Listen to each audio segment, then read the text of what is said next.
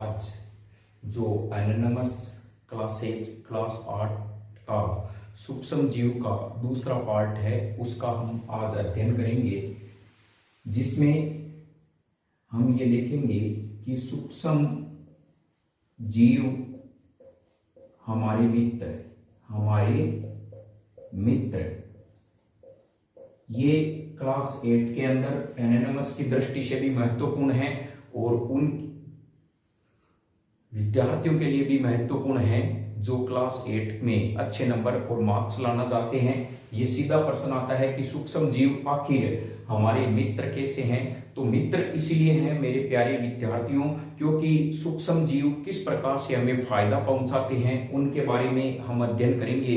सूक्ष्म जीव किस प्रकार से हमें नुकसान पहुंचाते थे उनका हमने पिछले वीडियो के अंदर हमने अध्ययन किया था। तो सबसे पहले यदि हम बात करें नंबर 1, ये मृदा की उर्वरता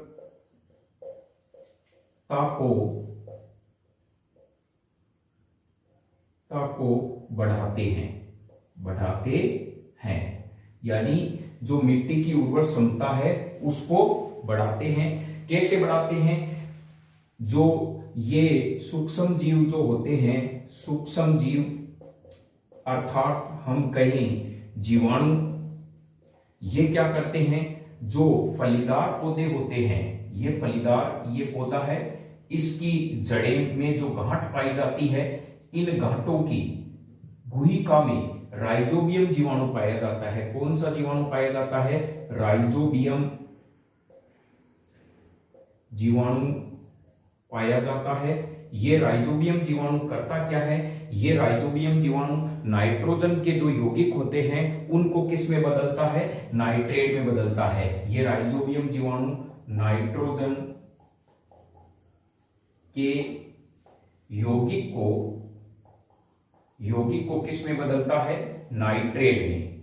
नाइट्रेट यानी NO3- आयन में बदलता है। और इस नाइट्रेट को मेरे प्यारे बच्चों ये मृदा अवशोषित कर लेती है और इस के मृदा की सहायता से ये फसलों को पहुंचते हैं, जिससे आने वाली फसल है उसका उत्पादन अच्छा होता है। तो सूक्ष्म जीव किस प्रकार से मृदा की उर्वर क्षमता को बढ़ाते हैं? तो हम कहें कि ऐसा सूक्ष्म जीव जो नाइट्रोजन यौगिक को नाइट्रेट में बदलता है उसका नाम है राइजोबियम बैक्टीरिया अर्थात राइजोबियम जीवाणु है।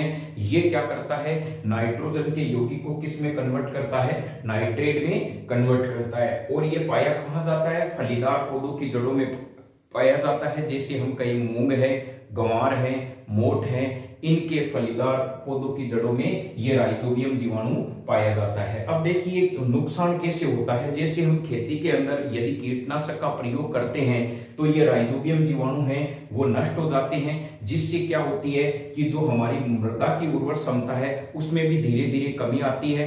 अतः हमें मृदा की उर्वर क्षमता को बनाए रखने के लिए हमें जैविक खाद का प्रयोग करना चाहिए, जिससे कि राइजोबियम जीवाणु अधिक मात्रा में हो और मृदा है वो उर्वर क्षमता में भी क्या हो? वृद्धि हो। नेक्स्ट यदि हम अध्ययन करें कि किस प्रकार से ये सूक्ष्म जीव हमारे पर्यावरण को और हमें फायदा पहुंचाते हैं, तो दूसरा है किण्वन प्रक्रिया में। किण्वन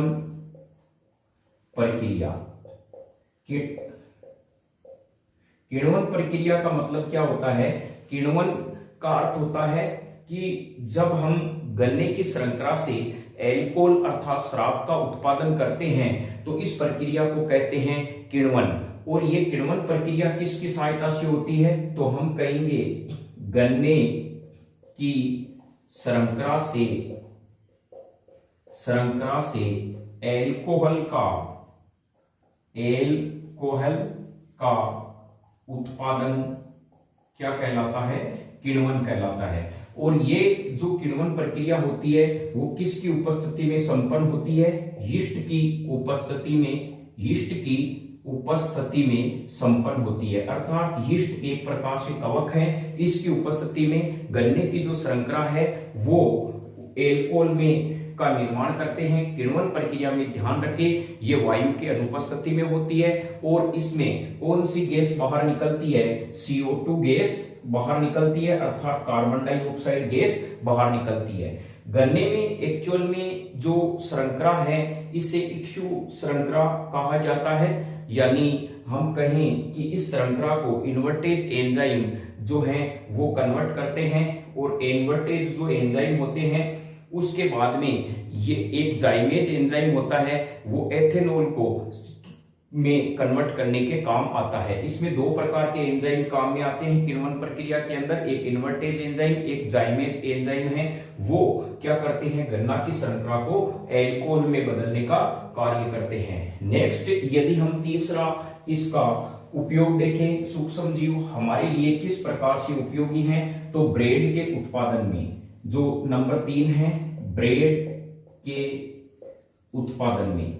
देखिए ब्रेड के उत्पादन में क्या होता है, वो ये है कि जो यीस्ट होता है ये क्या करता है कि किण्वन प्रक्रिया द्वारा CO2 गैस का उत्पादन करता है और ये CO2 गैस क्या करती है, ब्रेड को फुलाने के काम आती है, ब्रेड को फुलाती है। तो यीस्ट का उपयोग दो प्रकार से हो गया यहाँ पर, एक तो एल्कोहल के उत्पादन में हो गया, एक ब्रेड के उत्पादन में इसका उपयोग हो गया। चौथा यदि हम उपयोग देखें बैक्टीरिया का पर्यावरण की सफाई करने में, पर्यावरण को साफ रखने में, ये पर्यावरण को साफ किस प्रकार से रखते हैं, यानी जो जैव निम्नीकृत पदार्थ होते हैं उनको क्या करते हैं, यानी जो हमारे घरेलू अपशिष्ट होते हैं उनको ये सूक्ष्म जीवी क्या कर देते हैं, अपघटित कर देते हैं, जिससे ये पर्यावरण में लगातार इकट्ठे नहीं होते और पर्यावरण को प्रदूषित होने से भी बचाते हैं। फिर यदि हम 5 करें, नंबर 5 यानी B12 के उत्पादन में, अर्थात विटामिन जो B12 है इसका नाम साइनोकोबालामीन होता है, इसका नाम है साइनोकोबालामीन है। इसमें कौन सा तत्व होता है मित्रों, इसमें जो कोबाल्ट है वो आयन पाया जाता है और ये B12 किस क्या काम आता है, ये B12 हमारे शरीर के अंदर रक्त के निर्माण में काम में आता है। हमारी आंत में पाया जाने वाला सूक्ष्म जीवी B12 के उत्पादन में भी कार्य करता है। फिर यदि हम नेक्स्ट देखें तो सूक्ष्म जीवी किस प्रकार से हमें फायदा पहुंचाते हैं, तो इसके बारे में आगे जो नेक्स्ट टॉपिक है पशुओं के, नेक्स्ट नंबर 6 पशुओं में सेल्यूलोज के पाचन में, अर्थात जो पशुओं की वर्मीफॉर्म अपेंडिक्स होती है, अंधनाल होती है, उसमें सेलुलोज को पाचन करने वाला जीवाणु पाया जाता है, जो सेलुलोज का क्या कर देता है, पाचन कर देता है। ये पशुओं में भी ही उपस्थित होता है, मानव में सेलुलोज का पाचन करने वाला जीवाणु नहीं होता, इसलिए मानव की आंत में सेलुलोज का पाचन नहीं होता। यानी अर्थात हम कहें कि मानव की जो आंत है उसमें सेलुलोज का पाचन इसीलिए नहीं हो पाता क्योंकि इसको पाचन करने वाला एंजाइम नहीं पाया जाता, ये केवल पशुओं में पाया जाता है। और ये हमारे जो वर्मीफॉर्म अपेंडिक्स है, अंधनाल है, वो एक अवशेष के रूप में कार्य करती है। नेक्स्ट यदि हम देखें तो एंटीबायोटिक के उत्पादन में, एंटीबायोटिक के उत्पादन में, अर्थात सूक्ष्म जीवों का उपयोग प्यारे विद्यार्थियों एंटीबायोटिक के उत्पादन में होता है। एंटीबायोटिक को यदि हम कहें तो इन्हें प्रतिजैविक कहा जाता है, प्रतिजैविक कहते हैं इन्हें। आखिर प्रतिजैविक होते क्या हैं, वे औषध जिनका निर्माण सूक्ष्म जीवों से होता है और बाद में वही जो प्रतिजैविक है वो सूक्ष्म जीवों की वृद्धि को रोकने या उनको मारने के काम आते हैं। अर्थात प्रतिजैविक में हम क्या कहेंगे, वे औषध जिनका निर्माण सूक्ष्म जीव से होता है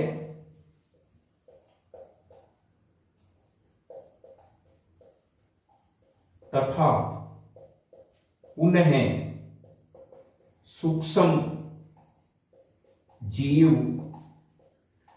की वृद्धि को रोकने तथा उन्हें मारने का कार्य करते हैं, मारने का कार्य करते हैं। तो विद्यार्थियों ये समझ गए होंगे एंटीबायोटिक होते क्या हैं। वे औषध जिनका निर्माण किससे होता है, सूक्ष्म जीवों से होता है और पुनः सूक्ष्म जीवों की वृद्धि को रोकने के और उन्हें मारने के काम आते हैं। प्रतिजैविक के बारे में यदि हम देखें तो प्रतिजैविक की यदि हमारे एनाटॉमस क्लास में पर्सन आ जाए तो उनकी पहचान करने का आसान तरीका है, उनके अंत में यदि लीन और सीन शब्द हैं तो वो एंटीबायोटिक होगा। जैसे एग्जाम्पल के लिए हम देखें एंटीबायोटिक का तो पेनिसिलिन,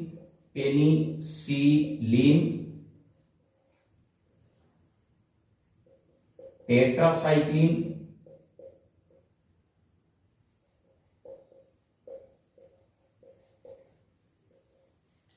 एमोक्सासिलिन,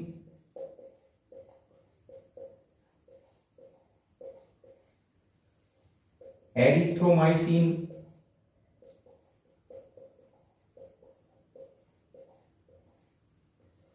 ओफ्लोक्सासिन,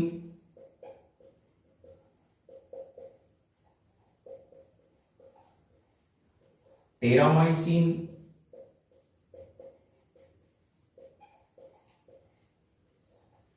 इस प्रकार के ये पेनिसिलिन होते हैं। तो एंड में आपने देख लिया है, एंड में या लीन आता है या सीन शब्द आता है, वो एंटीबायोटिक है। यदि एनाटॉमस में प्रश्न आ जाए कि निम्न में से कौन एंटीबायोटिक नहीं है तो 100% एक ऑप्शन आएगा पैरासीटामोल या डाइक्लोफेनेक सोडियम। वो आंसर आपका क्या होगा, इनमें से वो एंटीबायोटिक नहीं है। एंटीबायोटिक में पेनिसिलिन है, टेट्रासाइक्लिन है, एमोक्सासिलिन है, एरिथ्रोमाइसिन है, ओफ्लोक्सासिन है और टेरामाइसिन है।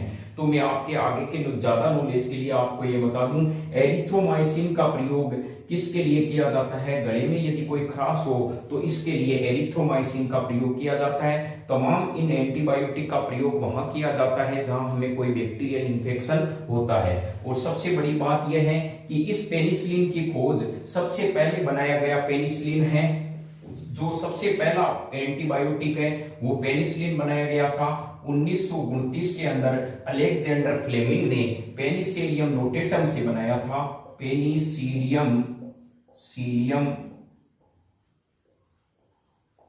नोटेटम से इस पेनिसिलिन को बनाया गया था। तो सबसे पहले किस एंटीबायोटिक की खोज की गई, पेनिसिलिन की। किसने की थी, अलेक्जेंडर फ्लेमिंग ने की थी। कब की थी, 1929 में। किससे की थी, पेनिसिलियम नोटेटम एक है वो कवक की प्रजाति है, इससे पेनिसिलिन को बनाया गया था।